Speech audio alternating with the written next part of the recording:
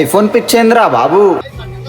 ती पण सांगते त्याला आणि हा म्हणतो धरला बा धरला. अरे बाप, दोघं पडले. ఏం ఐఫోన్ రా బే, అమ్మ ఐఫోన్ వాళ్ళు ఇద్దరు ప్రాణాలు పోయినాయి. అలా వాళ్ళ డాడీని డిమాండ్ చేసిన అనమాట, పోరు నాకు ఐఫోన్ ఇప్పిస్తావా, కొండ మీకెళ్ళి దునికి చచ్చిపోవాలని చెప్పేసి. సరే ఆగురా బే ఇప్పిస్తా ఇంటికి పోయినాక, నువ్వు అట్లాంటి పనులు చేయకని చెప్పి దగ్గరికి పట్టుకొని పోయే లోపల వాళ్ళ డాడీని కూడా గుంజుకొని దెంగేసింది కింద. కొండ మీకెళ్ళి అయితే వాడు చచ్చిపోయారు అనమాట. ఒకటి ఏం చెప్తున్నా అంటారే, మీకు దమ్ముంటే మీరు సొంతంగా పని చేసుకొని కష్టపడి కొనుక్కోర్రా. మీ అయ్యా మీ ఇంట్లో పూట గడవనికే పొద్దుంతా కష్టపడి వస్తాడు ఇంటికి.